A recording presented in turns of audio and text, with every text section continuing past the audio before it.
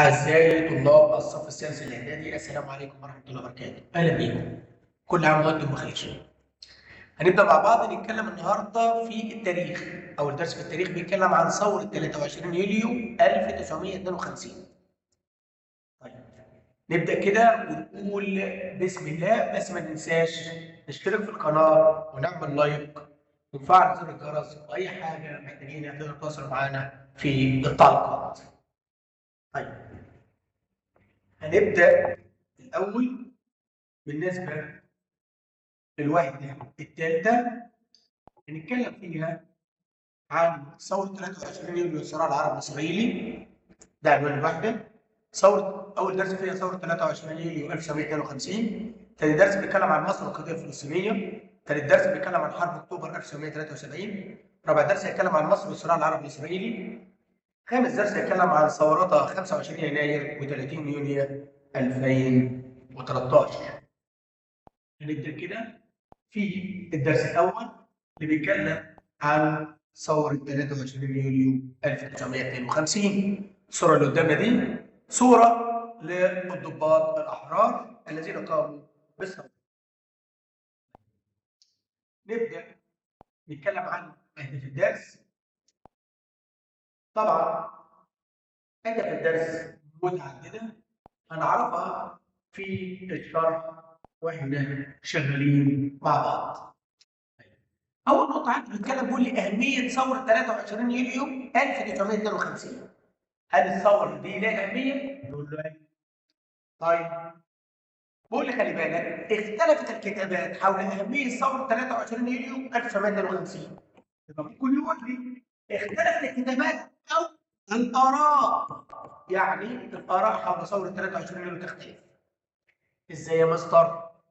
هنشوف دلوقتي ان الكتابات والاراء حول ثوره 23 تختلف، فهنلاقي رايين. الراي الاول اهي ان ثوره 23 يوليو 1952 يقول لدليل تعددت الاراء حول اهميه ثوره 23 يوليو 1952. اقول له عندي رايين. عندي رايين. ادي الراي رقم واحد وادي الراي رقم اثنين. الرأي الأول بيقول يرى البعض أنها أثرت على الحركات التحررية في المنطقة العربية بشكل خاص وفي العالم بشكل عام، كما أسهم قيادتها في تأسيس حركات دولية استمرت حتى اليوم، زي حركة عدم الانحياز وحركة الحياد الإيجابي. يعني يا مصر احنا بنتكلم عن ثورة 23 يوليو 1952. قلنا في رأيين. الرأي الأول بيقول إن الحركة دي أثرت على المنطقة العربية والعالم، وبعدين عملت حركات عالمية زي حركات عدم الانحياز والحياد الإيجابي.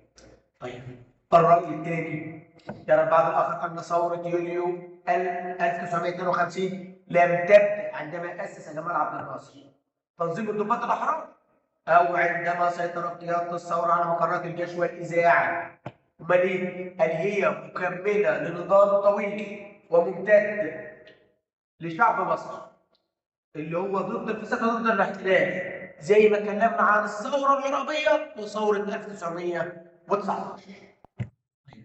كده تعددت الآراء عن ثورة 23 يوليو، وقلنا الرأيين. يقول ما هي عوامل قيام ثورة 23 يوليو 1952؟ أقول له ست عوامل. العامل الأولاني استمرار الاحتلال البريطاني وتدخله في الشؤون الداخلية لمصر، ونشرح كل نقطة لوحديها. اثنين هزيمة الجيش المصري في حرب فلسطين 1948. ثلاثة فساد النظام الملكي. طيب اللي بعده الثلاثة الباقيين. الثلاثة الباقيين. الرابع عدم وجود حياة ديمقراطية سليمة، وهنشرحها برضه. تدهور الحالة الاقتصادية، سوء الأحوال الاجتماعية. عندي ست حاجات. طيب أول نقطة اللي كانت بشرحها استمرار الاحتلال البريطاني وتدخله في الشؤون الداخلية بالنسبة لمصر. بول كان الهدف من قيام ثورة 23 يوليو هو التخلص من الاحتلال البريطاني بعد أن ثبت أن معاهدة 1936 لن تؤدي إلى الاستقرار الحقيقي بالنسبة لمصر. أقول تاني؟ طيب الاحتلال البريطاني ما يزال يتدخل في الشؤون الداخلية لمصر، وعند معاهدة 1936 ما خرجش فيه استقرار أو استقلال حقيقي لمصر. طب ده ظهر في الفحاص عندما حاصرت قوات الاحتلال البريطاني قصر عابدين في فبراير 1942. فاكرين إجبار الملك فاروق على تعيين مصطفى النحاس رئيسا للحكومة. طيب هذه أول نقطة. النقطة الثانية اللي احنا بنتكلم عنها بعد استمرار الاحتلال البريطاني وشايفين ان مصطفى النحاس يوقع معاهدة 1936 اللي كانت سبب في عدم الاستقرار السياسي بالنسبة لمصر. طيب النقطة اللي نتكلم عليها هزيمة الجيش المصري في حرب فلسطين 1948. بيقول لك الجيش المصري كان في مقدمة الجيوش العربية اللي شاركت في حرب فلسطين 1948، يعني الدول العربية شاركت كان في مقدمتهم مصر. طيب أسباب هزيمة الجيوش العربية في حرب فلسطين. ليه الجيوش العربية اتهزمت؟ في عامل خارجي وعامل داخلي. خلينا كده نبص، العامل الخارجي الولايات المتحدة الأمريكية وبريطانيا كان بيدعموا إسرائيل واقفين مع إسرائيل. العامل الداخلي عدم استعداد العرب للحرب عسكرية، مش متدربين ومش جاهزين لا في العدة ولا في الإعداد يعني في السلاح أو التدريب. بعد كده معلومات إسرائيلية نتكلم عنها والمقصورة. عندي البطل أحمد عبد العزيز يقول إن ميدان الجهاد الحقيقي في مصر مش في فلسطين، يعني لابد ان ننتصر في مصر او نطرد الاحتلال من مصر وبعد كده نقدر نحرر فلسطين.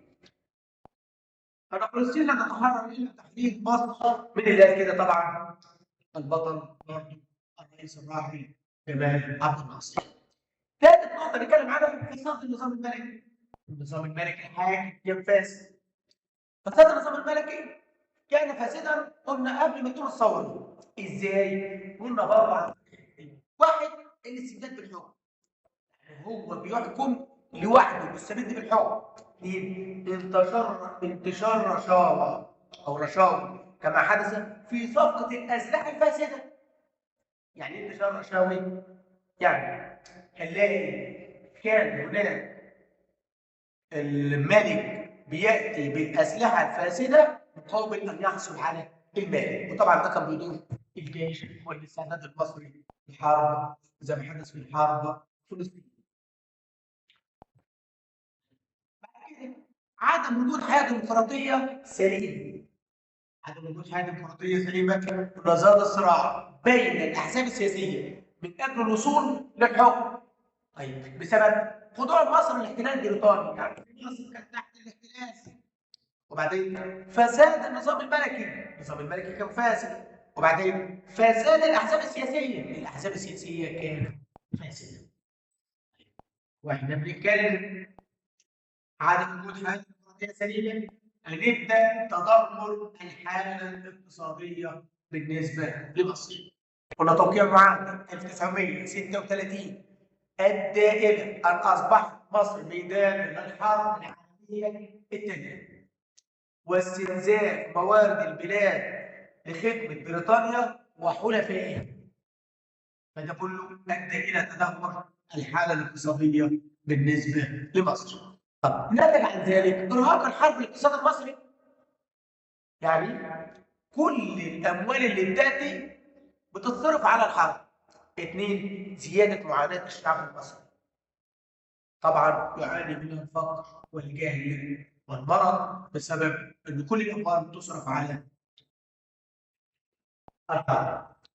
كده رقم 6 سوء الاحوال الاجتماعيه نتج عن الصراعات السياسيه بين الاحزاب، تدهور الحياه الاجتماعيه، كما نتج عن ظاهره الاقطاع وسوء توزيع الارض الزراعيه، جعل فئه صغيره تمتلك وتستفيد بالحكم وانتشار ظاهره الفقر والجهل والمرض. تبقى الحاله الاجتماعيه كانت سيئه، عندي، وكان الدليل على ذلك وجود ظاهره الاقطاع، واحد يمتلك ارض كتيره والباقي ما يمتلكش، فالفئه دي بتستمد اللي هي بتمتلك الارض، والفئه الثانيه التي لا تمتلك انتشرت بينها ظاهره الفقر والجهل والمرض. عندي احداث ثوره 23 يوليو 1952. خلينا نتكلم الاول عن احداث الثوره. ثوره 23 يوليو 1952. نتكلم الاول عن اعلان الثوره، وبعدين بيان الثوره، وبعدين مطالب الثوره، وبعدين نتكلم عن اهداف الثوره. اعلان الثوره. عندي قام مجموعه من ضباط الجيش المصري بتاسيس تنظيم الضباط الاحرار للقيام بثوره تقضي على الفساد وتحرر الوطن من الاستعمار. مجموعه من الضباط هم اللي عملوا تنظيم الضباط الاحرار عشان يقضوا على الفساد الموجود. طيب مين اللي عمل تنظيم الضباط الاحرار؟ الرئيس الراحل جمال عبد الناصر. عمل تنظيم الضباط الاحرار في سريه تامه وخططوا لاعلان الثوره بعد ان نظموا صفوفهم. في صباح يوم 23 يوليو 1952 الضباط اتحركوا وسيطروا على موقع الهامه بالقاهره والاسكندريه. بيان الثوره. مين اللي هيلقي البيان؟ مين اللي هيقول البيان؟ بعد السيطره قوات الجيش بعد الثوره على القاهره باكملها في صباح 23 يوليو قام الضابط محمد انور السادات باذاعه البيان الاول. يبقى لو قلنا مين اللي القى البيان؟ مين اللي اذاع البيان؟ محمد انور السادات. لو قلنا بصوت محمد انور السادات. طيب لو قلنا باسم اللواء محمد نجيب. ماشي؟ وده كان قائد العام للقوات المسلحه يعني الجيش. بموجب البيان اصبح يعني نتج عن ذلك محمد نجيب اصبح مسيطر على جميع قطاعات الجيش المصري. ودي صوره للرئيس الراحل محمد نجيب. هي اللي بعد بيان الثوره. في معلومات اثريه بنتكلم عنها زي ده البيان الاول للثوره، هتلاقيه موجود عندك برضه في كتاب المدرسه. مضمونه ان مصر كان يسودها حاله من الفساد، وان الضباط الاحرار يقضون على هذه الفساد. طبعا دي معلومات اثريه ممكن نقدر نقراها. طيب مطلب الثوره. يا ترى الثوره طلبت من الملك فاروق ايه؟ واحد، يتنازل الملك فاروق عن العرش لابنه الصغير احمد كويس. واحد. اثنين، يغادر الملك البلاد قبل الساعه السادسه مساء يوم 26 يوليو 1952. الملك يسيب البلد ويسيبها امتى؟ قبل الساعه 6 يوم 26 يوليو، يعني هتديله فرصه 3 ايام. طيب يا ترى الملك هينفذ ولا مش هينفذ؟ اكيد لازم ينفذ. وافق الملك فاروق على تنفيذ مطالب الثوره. يقول لي بما تفسر، اذكر السبب. ايه السبب للملك فاروق؟ بما تفسر لانه ادرك ان الجيش والشعب يكرهان حكمه كما ان الانجليز قد تخلوا عنه هو واسرته. طيب وبالتالي غادر البلاد قبل الموعد المحدد. ده بالنسبه للملك فاروق. اهداف الثوره. الاهداف بتاع الثوره في 3 قضاء على اهو قضاء على 3. 1 الاستعمار وعوانه. 2 الاقطاع. 3 الاحتكار وسيطره راس المال. طيب عندي في 3 تانيين. اقامه ايه؟ اقامه جيش وطني قوي. ادي 1.